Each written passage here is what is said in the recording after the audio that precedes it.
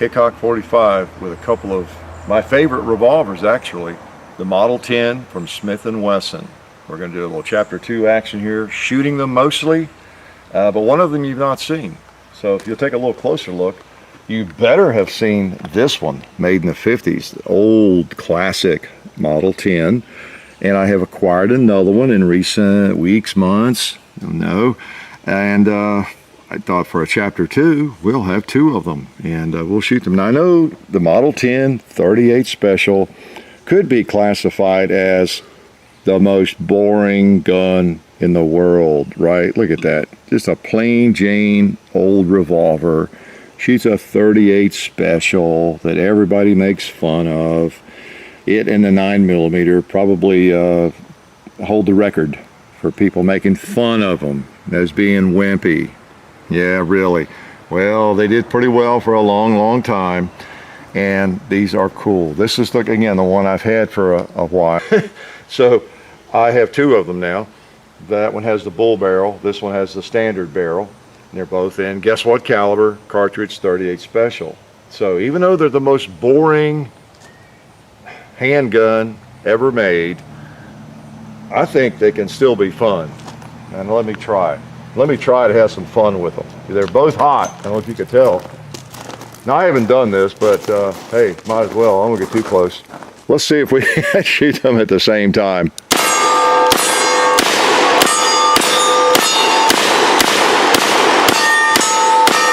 Hey, I actually got a couple of hits on that thing. They're empty, yeah. I didn't get into a rhythm, but that's okay. I've never had rhythm. Ah, man, there's nothing like a double action revolver or a single action revolver. I like both styles. Yes, 38 Special and Model 10. I gave you all the history earlier. I'll link to that video in the description. Okay, thank you too. All right, and any other lies I want to tell you in the description. So get ready for that. So yeah, we appreciate. But well, like I said, I bought this one. This is not a. This one doesn't go back. This is just my gun. And again, that's a neat thing about these old guns. I have contended that, maintained that for a lot of years. Finding an old police trade-in on an old revolver, even if it's all scratched up. Now that one's in pretty good shape, and then so is this one. But mostly police guns are just carried. They're not even fired very much. So anybody who knows firearms knows what I'm talking about. I'm not telling you anything. The police trade-ins could be a good bargain. Wherever you find them, I'm not even plugging Buds right now, okay, even though we appreciate their sponsorship immensely. But wherever you see a police trade-in, you might be in your local gun shop and they've got a rack of these or Model 65s. I've seen a lot of those lately, the stainless 357s, you know, in a 4-inch barrel, I guess. You'll see like 5 or 6, you know, in a gun shop, and that tells you they just bought a bunch of police trade-ins. But anyway, you can get them for really what you can buy a cheap gun new. Well, you know, a new gun that is a cheaper brand new. You can get a Smith & Wesson, you know, or could be an M&P, you know, trade-in. Could be anything. Could be Glock, you name it. But it's just been carried around. Might be 5, 6, 8, 10 years old, and it's worn, but it's probably not been shot extensively. It's just a fact of life. So anyway, they make good guns. All right, so Model 10, I've talked a lot about, so let's just shoot the thing. I've got actually several speed loaders for it, and I couldn't find the others. Like I've told you before, I just don't use these much. I just like to load and shoot revolvers, but for those who don't know, that's how they work, and there's different kinds of them if you want to be able to load fast. And now this one, the bull barrel, this one's made, I think, in the 80s, because, you know, I loaded it and then start talking about it, but it's got the hammer on the firing pin, you know, and there's no key lock. So sometime in the 80s, after they quit pinning the barrel and recessing the cylinders, and it looks to me like it might have had a grip replacement. Yeah, that grip is just in too good a shape, considering it's at least old enough it goes back into the frame or the hammer mounted firing pin. So I don't know, it could be wrong, just been taken really good care of, but the grips might have been replaced. So, and it's got the bull barrel, the heavier barrel. So this one I think is made in I didn't research the serial number on it, but just based on it's a 10-10, so Model 10-10. So it's a later Model 10. I don't know if there even is a 10 later than that, the dash number, but this is a dash 10, so that puts it up there. This one's even before they started the dash. It doesn't even have model 10 on it, so it's early 50s. So a little contrast, the old and the new, old and newer. And you can see the difference in the barrels there. You know, they came with a standard barrel or a bull barrel, and both Model 10s though, K-frame, you know, and they feel very, very similar. Trigger pull and everything, just nice guns. I shot this one a little bit here and there. Let's try to hit something. Wow, we've got all our targets left, don't we? I'm gonna go double action on that pot. There we go. And double action on that soda, that 12 ounce. Cool. Let's cock it now and shoot single action. Try a 2 liter up there. 38 Special sometimes puts on the best show with these things. It really does. They're fun. I think it's empty. Did he fire 5 or did he fire 6? Oh, he just fired 5. Okay. Got to count your rounds better than I do, right? 38. So that one's pretty soft shooter if you're thinking about one of these. The bull barrel is really nice. It gives it a, I don't know, less muzzle flip. Not that you get a lot with 38 Special, but a very comfortable firearm to shoot. Anybody who likes to shoot would like these guns. It's just that simple. And as I pointed out before too, we'll shoot a little bit, well, let's shoot some jacketed stuff. Anybody who enjoys a firearm, and almost anybody who has ever shot anything beyond a 22 long rifle, or maybe even not, you know, could shoot these and enjoy them, because this ammo like this is it's all federal ammo here, is 130 grain, and it's very moderate. So nobody's going to scream after shooting this like, oh, it's too much recoil. So really good little starter gun for a center fire. Okay. Let's shoot something with this. I know what let's do. Let's shoot on the target. 38 Special.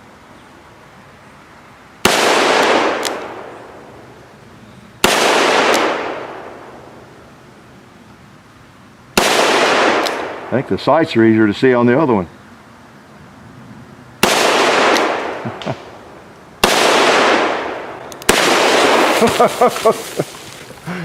I probably surprised John on that one. I surprised myself. I'm really never sure what I'm going to shoot next, so I know it's not easy for John. Oh man. Yeah, let me look at that again. I think the sight is a little bigger on this one. With good lighting and everything, this one might be easier to do precision shooting. I don't know. They're both just nice guns. I'm not sure which I enjoy more, shooting them double action or single. They're both just great. And again, these guns have been around essentially since before the turn of the century, last century, you know, the last part of the 1800s, this basic gun. And then all through the 1900s, which is almost the 20th century, right? You know, this is what you thought of. And there were some made by Colt that were very similar, but the Smiths were, I think, probably more plentiful, but both were very plentiful. 38 Special, just a police revolver, basically. That was it. That was it. Even the New York City police, I believe, carried, you know, that thing for decades. And just cool guns, a lot of history, and they work. Let's shoot some jacketed hollow points.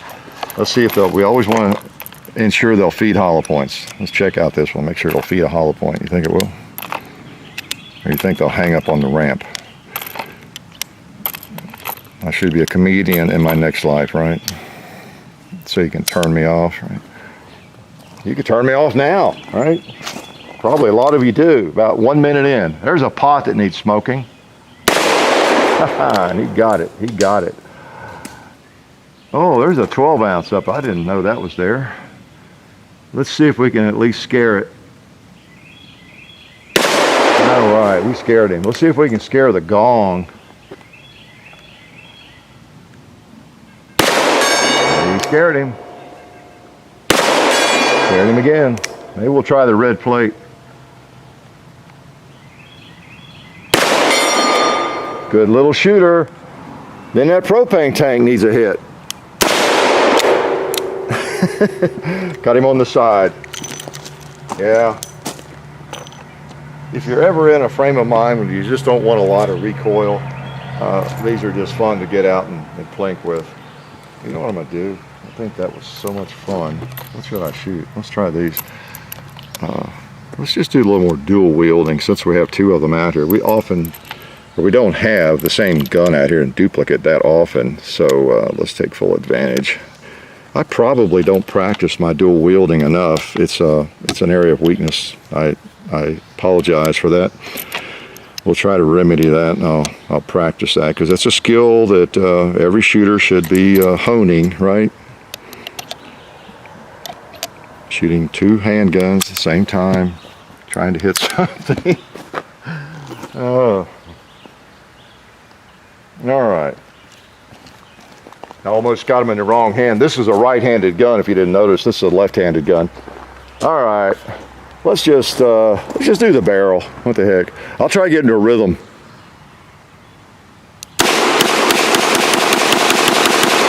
Yeah, that's better. It felt better. I might have missed, but it felt better. A little bit of rhythm, okay? I might make the band after all. The percussion section.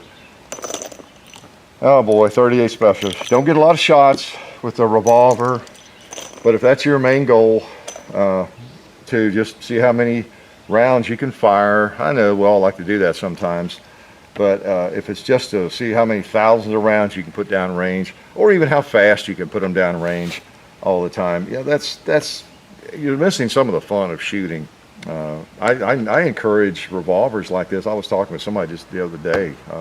We were talking about 22s and everything, and how it's more expensive now to go out and burn a lot of 22s. But you know, a 22 long rifle in a revolver like this, or a lever gun, where you're forced to some extent to take your time, reload after you shoot 6 or 8 rounds. Same with a tubular magazine on a lever gun or something. You know, you load it up and shoot it, try to hit something with it. You don't have to shoot 5,000 rounds, and even 22 doesn't have to be that expensive, you know, under those circumstances. But if you got a ton of clips, magazines, I started to say banana clips. If you got all the long, high capacity magazines, you know, for your 10, 22 and all that, and you sit around and load it up, you know, 10 or 15 of them, you just have a tendency you'd want to just blow that ammo out of there, don't you? You know, so there's something to be said for that. That's fun. There's a lot to be said for just enjoying a good old traditional revolver, though. You know, it doesn't have to be your carry gun. You know, nothing does. Well, yeah, nothing is for a lot of people in the world. But I've got my carry guns all squared away. These are not going to be them. That makes sense? These are not going to be my carry guns. It doesn't matter how slow they are or what. They're just cool guns, and they're fun to shoot. So enough preaching. Let me put some more ammo in. I haven't shot this one that much. I like it. Feels good. 38 special. Nice round.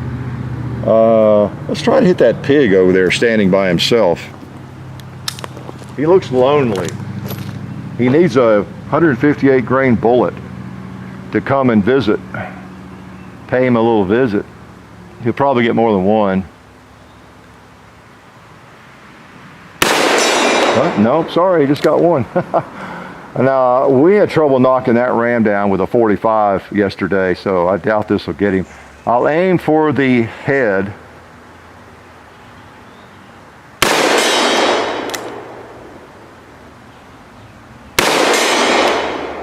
Yeah, forget him. Let's go buffalo hunting. I haven't gone buffalo hunting for a while. All right, nice sound. Let's see if I can shoot the hat off that cowboy.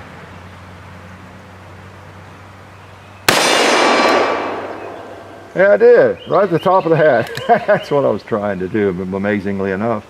That one I was not. Just trying to hit him. All right. So, fun little plinkers. Fun little plinkers. You know, I don't know what else. I've told you everything that I know about the 38 Special or the Model 10, you know, in the previous video, again, which I'll link to. And, you know, just neat guns. They're available. If you want a Model 10, you can find one, and fairly reasonably.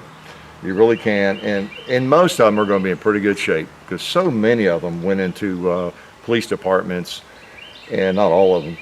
But I don't know, it's a lower pressure round, and it's not the kind of firearm that's probably had 10,000 rounds fired through it. And anybody that I think collects or has revolvers like this, they generally have an appreciation for them, take good care of them, and clean them and everything. So chances are it's going to be in good shape. And because it's used, you're going to find them at a good price. You really are. Whether you go back and find one that's a little bit more collectible like this, you know, with the 5 screws, you got a screw up there, and you got a screw right there, you know, screws that you don't have on the later models and different things. So, you know, Smith & Wessons are pretty definable by the number of screws they have, and all that, just like we are pretty definable by the number of screws we have loose. Haha. So Model 10 is a wonderful firearm. It served police departments and civilians alike, even military, you know, for many decades. And it's really only become fashionable, I think, and no, I'll say recent decades, not recent years, recent decades, that it's considered wimpy and totally ineffective and all that. But 38 Special is nothing to sneeze at. It's just not. And there's lots of rounds available. It's like 9mm 380. The bullet technology has improved for all rounds, so you could carry this to be a fine carry gun. You know, I said I wouldn't be carrying it, but that's because I have better choices, I think, and size-wise, weight-wise, and everything. It's not because I don't like the cartridge. I'm perfectly happy carrying the little 642 I have, Smith, you know, with the concealed hammer and all that, you know, the model. 38 Special plus P, I have no problem with that. So anyway, the Model 10, I just wanted to bring it back to you today because I knew, well, we've had requests for it. And plus, I wanted to get it out and the other one out and shoot them. So I'm glad you could be here. Life is good. Hi, I'm Zeke with the Sonoran Desert Institute, and here at SDI, we're extremely proud to be sponsors of the Hickok 45 channel. You may be asking yourself, well, what is SDI? SDI is an affordable, fully accredited distance learning education program. We have an emphasis in gunsmithing and firearms technology. If you decide to become a gunsmith, you'll need to learn proper gunsmithing techniques, and while some people will use an apprenticeship program to gain these techniques, a formal education will ensure an organized, more comprehensive learning environment. But when you choose a gunsmithing school, it's still kind of difficult. So it's very important that you choose a gunsmithing school that meet the following criteria. First, look for a nationally or regionally accredited program. And whether distance learning online or through a brick and mortar ground program, a gunsmithing program should always have a hands-on element. And finally, make sure you look for a school with high student satisfaction. Find reviews online, check out its Facebook or other social media, or get on the same social media sites, find some alumni, and ask to speak with them about their experience. And while we're not at SDI today, I do have some of the firearms I've learned to work on and built myself through the SDI program. So let's go take a look at them. Okay, maybe not. We'll just get seriously. Can I not get a chair that fits me? I'm a big guy, dude. So I guess back to what we were originally talking about. Above all else, find the school that's right for you. It's not always going to be the distance education programs or the brick and mortar ground schools that are for everybody. Just make sure you do your research on multiple options before you make that decision. But if you want more information on our gunsmithing school, just go to www.sdi.edu or call us at 1-800-336-8939.